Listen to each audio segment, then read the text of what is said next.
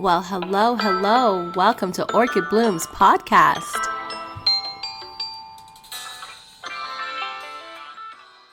Welcome back, bloomers. Just wanted to say happy November. It's almost the end of the year and we are going into 2026. I am your host, Orchid Brown with Orchid Bloom's podcast. You can find me on TikTok, X, Blue Skies at Orchid I Brown. I have also published a blog post on Obsession Blog called The Journey Back to Light. It is now available on taonetwork.ca/blog. This week's podcast episode will be on laws of light. We will be going over Lightworkers, Lightbringers, light and dark empaths, and spiritual law, as well as the consequences of breaking those laws. There's a difference between those who chase power and those who channel light, between those who manipulate energy for control and those who honor it for purpose. Today, we're diving into the laws of light, where lightworkers, lightbringers, and empaths walk a path that honors spiritual law and not ego. In the previous podcast episode on witchcraft of the mind, I covered the ego and how energetic and psychological manipulation create karmic debt. Understanding light isn't about perfection, it's about alignment. When you walk in light, you become accountable to law that governs energy, truth, and consequences. These laws don't punish, they balance, and how you move through them reveals who you are. Now let's start with breaking down lightworkers. Lightworkers are the healers, nurturers, and empaths. Their purpose is to restore balance and bring emotional healing where pain exists. They're usually drawn to helping professions, spirituality, and creative spaces that channel energy into service. Common traits of lightworkers are deep empathy, they feel others' emotions as their own. Natural healers, even their presence brings calm and comfort. Seek harmony and resolution. Avoid conflict but carry inner strength. Intuitive and sensitive to energy shifts. Self-sacrificing, they give more than they receive. Spiritually disciplined, guided by purpose, not ego. But light workers have their own challenges. Their empathy can become exhausting. Their compassion can turn into people-pleasing.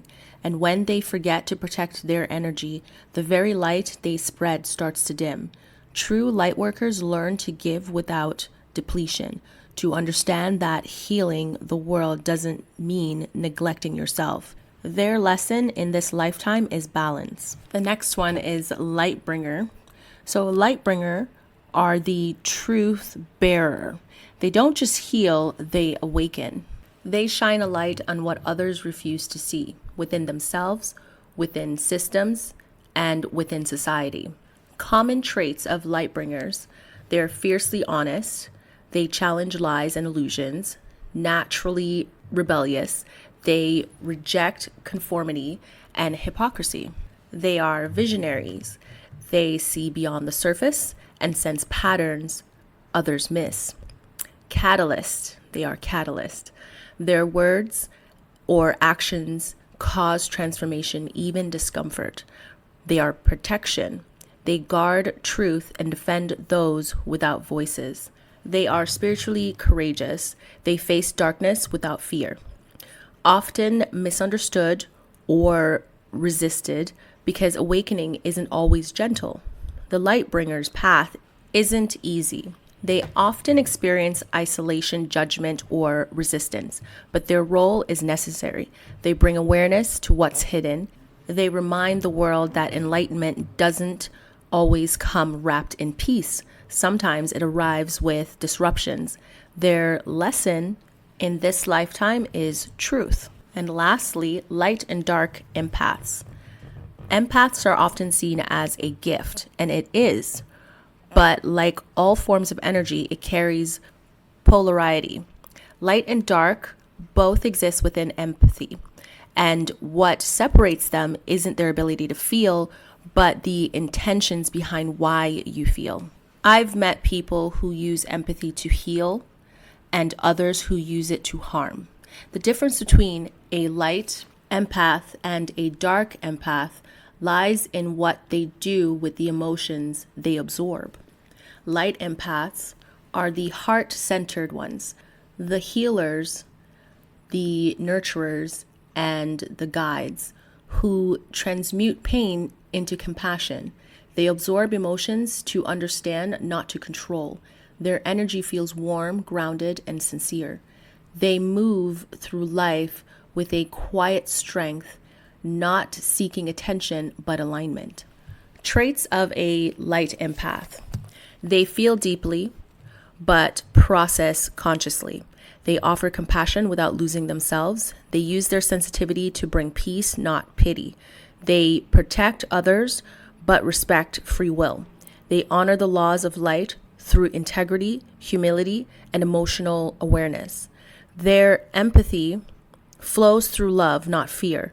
And because of that, their presence heals more than their words ever could. Dark empaths also feel deeply, but instead of healing others, they use emotional awareness to manipulate, control, and dominate. They read emotions accurately, but not to help. They use that insight as a weapon. Some might charm to disarm, mirror to manipulate, or play victim to maintain control. Traits of dark empaths. Highly intuitive, but emotionally calculating. Uses empathy for self-interest or dominance. They can mimic compassion without truly embodying it. Skilled at reading energies, but disregard free will. They struggle with envy, superiority, or entitlement. The danger of the dark empath is subtle. They appear emotionally intelligent, but their motives distort the frequency of light. They cross spiritual laws without recognizing that manipulation of emotions carries the same consequences as manipulation of energy. Light empaths heal through connection. Dark empaths drain through control. Both understand emotions, but only one respects its sanctity. When we are talking about the bridge between light and dark, both live inside of us. Every empath holds the capacity to heal or to harm, to transmute or to take. The goal isn't to deny your darkness, but to discipline it, to make peace with your shadow so it no longer leads your empathy astray. When empathy is rooted in love, it liberates. When it is rooted in ego, it manipulates. The difference is awareness and accountability. And that's what the laws of light teaches us. That even our greatest gifts can become curses when detached from integrity. Both light and dark empaths play vital roles. One nurtures, the other protects. When they integrate their duality, they become powerful conduits of both compassion and truth. Light empaths are gentle communicators, intuitive healers, deeply emotional and forgiving. Their challenges are overextending, losing themselves in saving others, and forgetting their own boundaries. Dark empaths, highly intuitive, emotionally intelligent, observant, strategic protectors. Their challenges are they can slip into emotional detachment, judgment, or vengeance when out of balance. After reviewing all of this and doing my research, I always like to reflect and apply myself to what I am sharing on any podcast episode. And after reviewing everything and just kind of learning about light workers, light bringers, light and dark empaths, I realized that I am a bit of all of it. I'm all about balance, like light workers, and you have noticed that I'm on this spiritual journey. As a light bringer, I am all about truths, and based on previous situations that I've been in, I refuse to participate in any lies or any illusions. I break them, and I am very vocal about what is not correct. This is the truth. So I definitely identify with both light workers and light bringers. And when it comes to light empaths and dark empaths, I am both. Because once you cross me, and make me your enemy, you get a dark empath and you never get out of that category because you're now an enemy. So I know, based on all of the research that I just shared with you, I am all of these categories. And I think on this journey, and I was talking to somebody about this when I went to visit them because they're very spiritual people. And I was telling them that for years I've been trying to control the dark empath in me.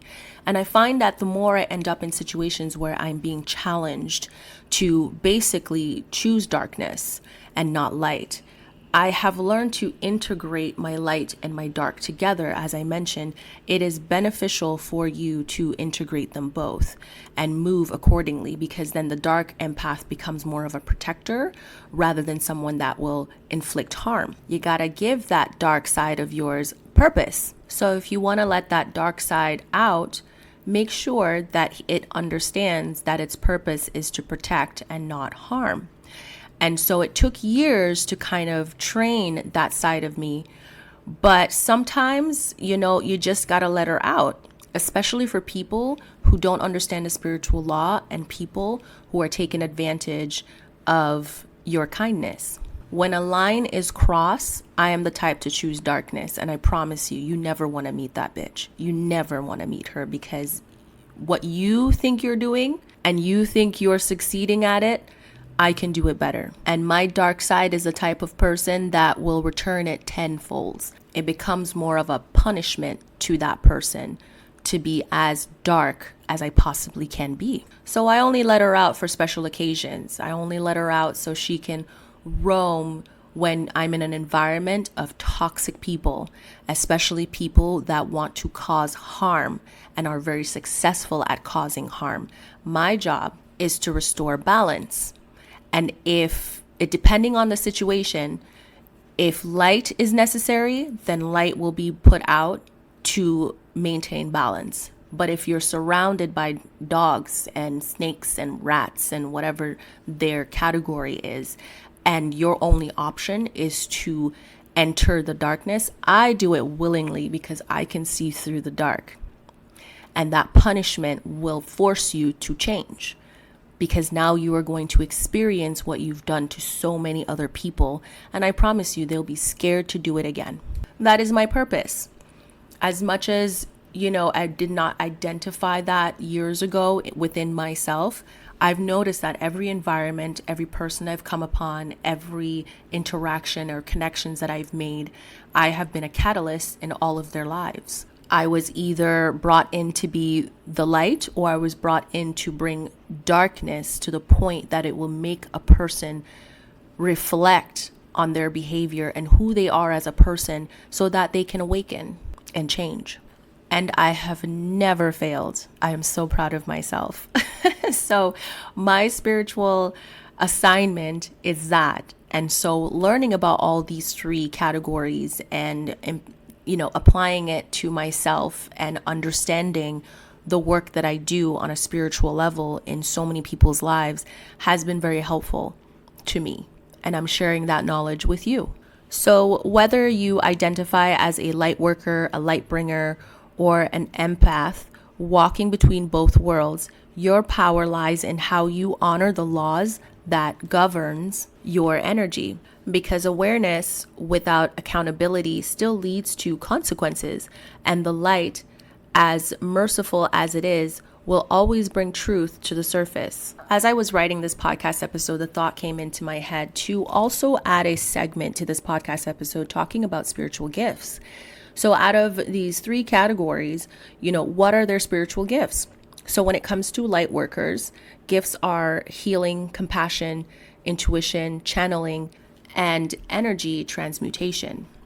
The purpose is to heal, uplift, restore light where pain once lived. The lesson for light workers is to protect their energy and not confuse martyrdom with service. Light bringers, their gifts are prophecy, foresight, wisdom, leadership, truth speaking. Their purpose is to reveal truth and illuminate darkness through clarity and courage. Their lessons are to balance justice with grace and power with humility. Light empaths, their gifts are emotional transmutation, inner knowing, unconditional love. Their purpose is to restore harmony in emotional and energetic environments. Their lesson is to maintain self-identity amid collective emotions. And dark empaths, the last one, gifts are discernment, energetic protection, psychological insight, shadow reading. Their purpose is to confront illusion, detect deception, and guard scarce energy. Their lesson is to resist revenge and use shadow understanding as protection, not power. And I am so happy that I put this into the podcast as we continue, because I was questioning in my mind, all of the spiritual gifts that I have. And what category would it actually fall under? Which is why I decided to kind of break down the spiritual gifts for each. And as we were going through them and as I was recording it, because I was writing, I like to write out my podcast episode. It helps me with my thoughts. And every single one of these items on the list are gifts that I have used many times in the past. The amount of times the things that I've prophesied has come true. The amount of times the things that I had foreseen for the future has actually come true. There are people who have literally come up to me and told me, you remember when you said this and that? And I go, yeah. They're like, it happened. And I'm so sorry for not believing you. The amount of people that did that. And I went, oh, okay, well, I'm glad you're not doubting me anymore. But okay. And then I just move on with my life, because when I said it, I said it. I told them what their future is going to be if they keep going down this road. And they didn't believe me. Again, people don't like to understand that consequences do exist, even though they teach their kids this. Oh, there's consequences for your actions. But why, as an adult, do you not know that?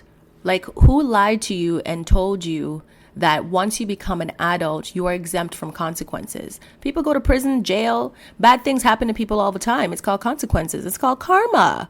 So, I mean, what do you mean? So the prophecy and foresight for light bringers, that part, I've been doing that since I was a child. And so I wish I had known this a little bit earlier, but I am now doing the research and truly understanding what my gifts are, what my purpose is through spirituality. And I'm happy. It's great learning all of these things. So much fun. Now we're at the best part, where we finally talk about spiritual laws, the key spiritual laws that we should be following and making sure that we don't cross those lines. The first law is law of divine oneness. Everything is connected. What you do to another, you ultimately do to yourself. We've heard that very famous popular saying, do unto others as you would like them to do unto you. Second law, law of vibration. Everything vibrates at a frequency. Your thoughts, emotions, and intentions create your energetic state. Number 3, law of cause and effect. Karma. Every action has a reaction. What you put out returns. Number 4, law of correspondence. As within, so without. Your inner world mirrors your outer experiences. Number 5, law of free will. Every soul has a right to choose their paths. Interfering with someone else's free will creates energetic debt. Number 6, law of compensation. The universe restores balance by returning energy in time, whether through blessings or lessons. Number 7, law of polarity. Everything has an opposite. Light cannot exist without dark. Truth without illusion. Number 8, law of rhythm. Life moves in cycles, seasons of growth, rest, and renewal. Number 9, law of attraction. Like attracts like. You draw in what you align with energetically. Number 10, law of relativity. Every experience is meant to teach perspectives and strengthen the soul. Now let's cover the consequences of breaking the laws of light. The laws of light are not rules created by man. They are rhythms of the universe. You can ignore them, but you can't escape them. When you go against these laws, the consequences don't always arrive as a punishment. They come as correction. The universe doesn't seek revenge, it seeks balance, and balance is restored through lessons, losses, and awakening that mirrors the energy you've released. So the first law, breaking the law of oneness. When you harm another, you separate yourself from the divine connection that binds all living things. The consequences is isolation, a sense of spiritual emptiness, disconnection, or loneliness. The soul that breaks this law begins to feel unseen and or unloved because it has cut itself off from the very source it once drew from. Number 2, breaking the law of vibration. When your thoughts and emotions vibrate in resentment, deceit, or jealousy, you attract experiences that matches that frequency. Life becomes chaotic, heavy, and filled with drama, not because you're cursed, but because you've turned your energy to a lower station. The consequence is energetic stagnation. You stop growing and everything begins to feel like a repetitive cycle. Number 3, breaking the law of cause and effect. Every action carries a ripple. When you manipulate, betray, or deceive, those actions return to you through mirrored experiences, often from unexpected source. The consequence is karma, karmic debt. You begin to experience what you've inflicted, not to punish, but to make you understand that your actions were rooted in ego. Number 4, breaking the law of free will. When you interfere with someone's choice, controlling their paths, manipulating their minds, or using energy to bend outcome, you violate the sacred right of autonomy. The consequences is energetic backlash. You may gain temporary control, but you've lost spiritual freedom. Life will eventually put you in situations where your choices are restricted, forcing empathy through experience. Number 5, breaking the law of correspondence. When you neglect your inner world, but demand peace in your outer world, the imbalance shows. The consequences is chaos. Your environment begins to mirror your unresolved emotions, unstable relationship, repeating lessons, sudden disruptions. The universe doesn't do this to punish you. It shows you that you cannot hide from yourself. Number 6, breaking the law of compensation. When you take without gratitude or receive without reciprocity, you block the flow of abundance. The consequence is loss. You may lose opportunities, resources, or relationships that once flowed easily because the energy exchange has become one-sided. The universe will stop feeding what you refuse to nourish. Number 7, breaking the law of plurality. When you deny your shadows, pretend to be only light, you create internal conflicts. The consequence is spiritual blindness, disconnection, and projection. You start to see your denied darkness in everyone else. Healing requires acceptance of both sides because the light needs the dark to define itself.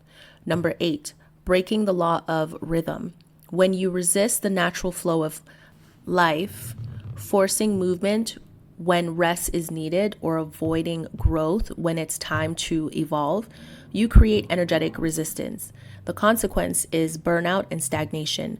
Life starts to feel like a tug of war because you're fighting the divine instead of flowing with it. Number 9, breaking the law of attraction. When you operate in fear, guilt, or lack, you attract experiences that confirm those feelings. The consequence is repetition. You relive similar patterns, relationships, or disappointments until your vibration shifts. And last but not least, breaking the law of relativity. When you reject the lessons in your experiences, Life keeps repeating the same scenarios until you learn. The consequence is spiritual looping. You'll feel stuck, not because the universe is cruel, but because it's waiting for you to change how you perceive your circumstances. Every broken law invites a lesson. Every lesson invites growth. The problem is that many mistake divine correction for misfortune, when really it's grace in disguise. The universe doesn't punish you, it purifies you. It will strip away the illusion, arrogance, and control until all that is left is truth. That is the mercy of law of light. They do not destroy you, they refine you. As this spiritual series comes to a close, I want to leave you with this. The light doesn't demand that you be perfect, only that you be honest. Every intention has a ripple. Every vibration leaves a mark. The universe is always listening, always mirroring, always responding. To live by the law of light is to know that your energy is your signature and the universe will always return it, sealed and stamped with your name. Thank you for walking the spiritual path with me this year. Until next time, protect your energy, stay in alignment, and remember this: the light sees everything.